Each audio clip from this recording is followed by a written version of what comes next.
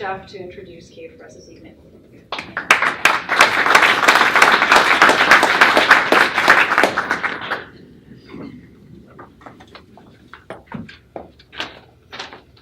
Okay, I'm the last one before Kay.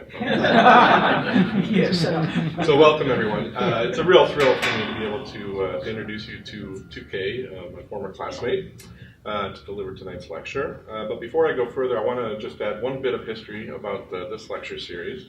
So back in 2005, shortly after Dr. Bromley's death, John Delamoth and I were brainstorming about what we might do to memorialize him and his memory.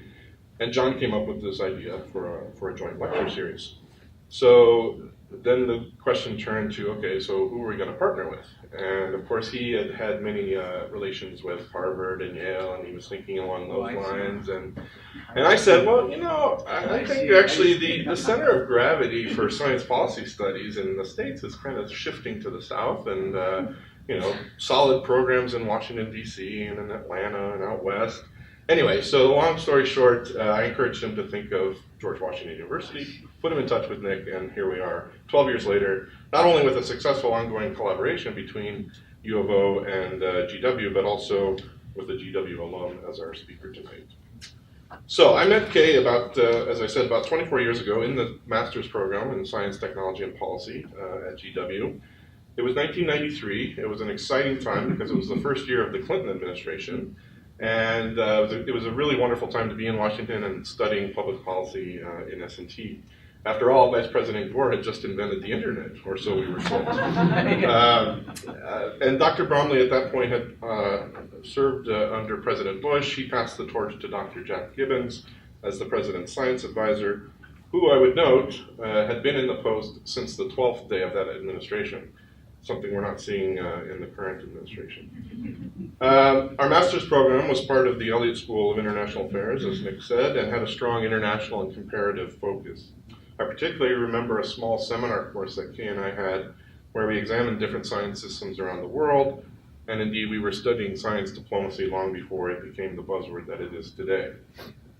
And, perhaps I'm biased, but we were part of a particularly strong cohort that has been quite successful professionally. Not only Kay, whose success you'll hear more about, but also my wife Celine, who I met at the program and who's now a dean of the law school here at U of O. Also graduating with us was Joanne Padron-Carney, who since 1997 has led the government relations shop at the AAAS, the American Association for the Advancement of Science. And of course, I dabble a bit in science policy myself. So it's been a really good cohort. And it's really good to reconnect with Kay. So let's talk about Kay. Kay received his BA from Boston University in comparative political economy. We'll forgive him that he's an economist. He was Phi Beta Kappa and graduated summa cum laude with distinction, so clearly a smart individual. Following his master's degree, he went to AAAS, where he rose to direct the federal R&D budget and policy program. And frankly, for years, Kay was the expert on U.S. science funding and budget politics. And each spring he would give the anchor presentation at the AAAS S&T Policy Forum. He's often quoted in the general and trade press and continues to speak on R&D funding trends and policy. In 2008-09, he served on the Obama-Biden transition team and then joined the White House Office of Science and Technology Policy, where he served as Assistant Director for Federal R&D and Senior Advisor to the Director for the National Science and Technology Council.